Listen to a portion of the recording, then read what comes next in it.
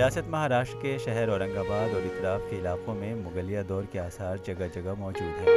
انہی تاریخی آثار میں سے ایک ہے خلد آباد میں واقع بنی بیگم باغ۔ 17ویں صدی میں تعمیر ہونے والا یہ باغ دراصل شہنشاہ اورنگزیب عالمگیر کے پوتے بیدار بخت کی اہلیہ بنی بیگم کا مقبرہ ہے۔ مورخین کا کہنا ہے کہ مغلیہ طرز تعمیر کے شاہکاروں میں سے اس باغ کا شمار ہوتا ہے۔ اورنگ آباد سے 23 کلومیٹر دوری پر واقع خلد آباد شہر بنی بیگم کے صحن میں آباد ہے۔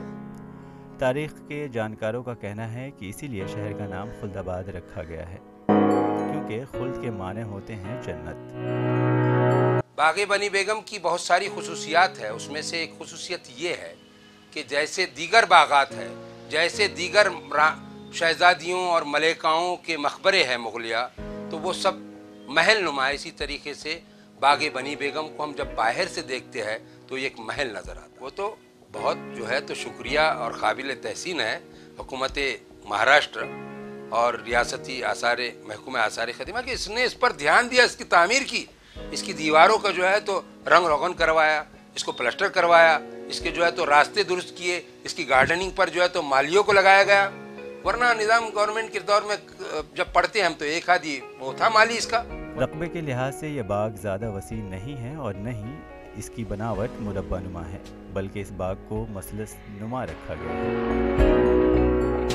مسجد کو ایسے تعمیر کیا گیا ہے کہ فصیل جو شہر پناہ کی ہے وہ ایک جانب سے شروع ہوتی ہے تو دوسری جانب آ کر ملتی ہے۔ باغ کے مرکز میں بنی بیگم کا مزار ہے، ایک خوبصورت مسجد ہے، کمانیں اور 8 باغات ہیں۔ اس باغ کے فصلیں اس بات کی گواہ ہیں کہ باغ کو کچھ اس انداز میں تعمیر کیا گیا ہے کہ پورا شہر اس کے صحن میں بسایا جا سکے۔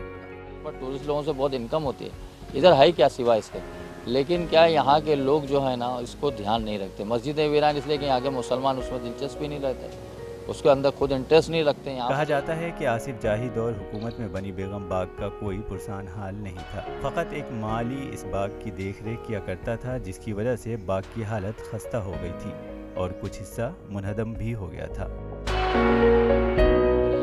اسٹیٹ آرکیالوجی ڈپارٹمنٹ کا یہ کام ہونا چاہیے کہ اس کی دیکھ ریکھ کرے، کیونکہ آج ایسا باغ اب بنا نہیں سکتے، نہ ایسا ڈیزائن ہم کر سکتے، جیسی اس کی خوبصورتی ہے وہ خوبصورتی ہم ویسی لا نہیں سکتے، تو کم سے کم اس کی مرمت دیکھ بھال انہوں نے اسٹیٹ آرکیالوجی نے کرنا چاہیے۔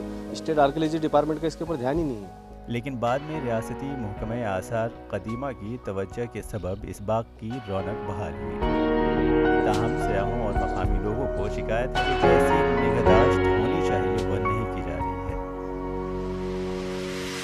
مورخین کا کہنا ہے کہ اسی نوعیت کا ایک باغ پاکستان کے شہر لاہور میں بھی واقع ہے، جسے مغل شہنشاہ جہانگیر کے دور میں تعمیر کیا گیا تھا، جبکہ خلد آباد میں معظم جہاں کے دور میں اسی طرز پر بنی بیگم باغ بنایا گیا۔